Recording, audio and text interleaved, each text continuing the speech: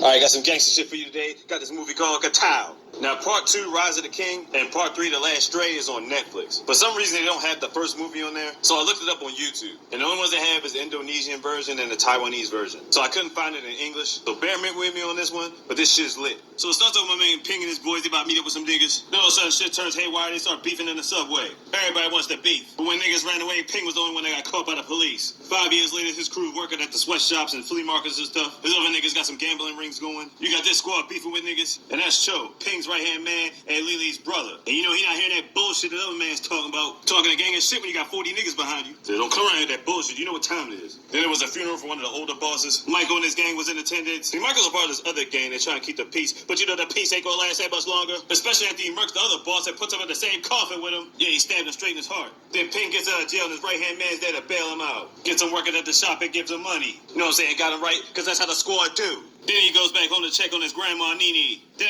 he reunites with the squad. Everybody just drinking and enjoying life. He really nice with his bro. Yeah, my nigga Chihan. This dude funny as hell. He runs the flea market and shit. That's where my man Lo takes orders from. And he gets Ping to help work at the flea market. Meanwhile, Michael conducted business with President Tanaka, the higher-ups. He's like, man, we gotta expand. We gotta get the cash. But eventually, he's gonna want to take over the whole shit. Then the doc finds himself a new boo. Love interest time. Then Ping runs into Lily. And that's his love interest, Lily. Then we got the police trying to stop the flea market, casually walking by like, man, what y'all doing? And they keep the cops off his back, but those are Michael's peoples. He don't trust them niggas. Look at Pink face, you know he ain't having that. They tried to charge him extra to hide the carts, but he don't want beef right now, so he lets it slide. But you know that shit ain't gonna last for long. Then they all get back to the house enjoying sake. Then they get the call, they gotta handle some beef. Ping wants to join them, but they like, nah, man, you just got out of jail, you gotta lay low. He feeling left out, but they like, nah, stay with your grandma and your new boo Lily. And niggas getting fucked up in the parking lot. Then all of a sudden it's like 50 of them walking down the street. Oh shit. They don't want Ping doing nothing. And they meet with other niggas that's a standoff. You already know what's about to happen. Beef! Like I said, the melee started happening. Niggas trying to start beefing the flea market, but who was there? Yeah, Ping with the machete, rectifying niggas. Yeah, get your clown asses out of here. Later on, goes back to helping out grandma. Meanwhile, Michael's been having meetings with Lily's brother. What the fuck?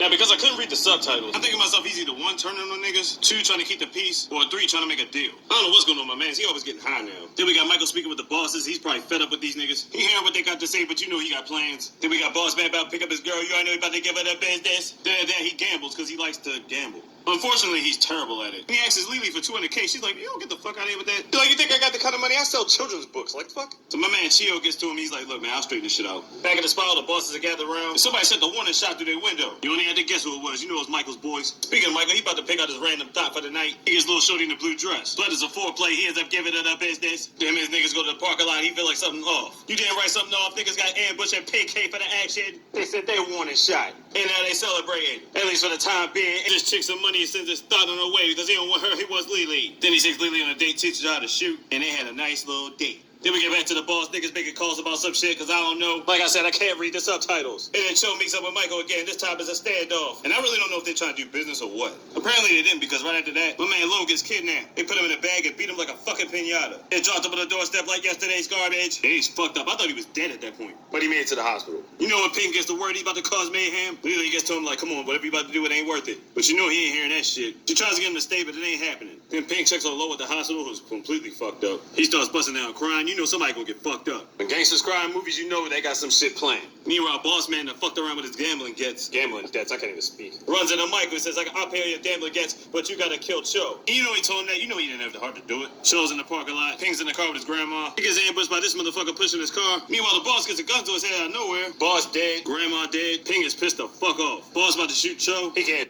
He just gives Cho the gun because he ain't got the heart for this shit. All them niggas dead, Mike and them niggas celebrating. Then he's making a speech, he's getting popped in the chest. Ping and them niggas come out shooting causing mayhem. Somehow collapsed that calamity, Mike starts beating Ping in the head with his big ass rock. Mike stabs Cho with his rusty wooden pallet. Ping comes back with the gun to his neck, popped his ass, done deal, dead. In the process of lighting a cigarette, Cho watches and Ping dies right then and there. They give a couple flashbacks and that's the end of the movie. Now I got no choice but to watch part 2 and 3.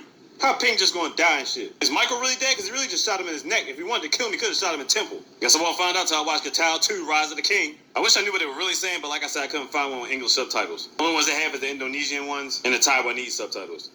All in all, some gangster shit. It's fucking lit. And because part 2 and part 3 are on Netflix, I will be doing reviews for those. Matter of fact, I'll probably do part 2 later on today. I had to see part 1 first to see what I was getting myself into. So GATAO's the first one, came out 2015. GATAO 2, Rise of the King, that's 2018. And GATAO The Last Stray is GATAO 3. That's just came out. So there you have it. Got some fire for your ass. It is great.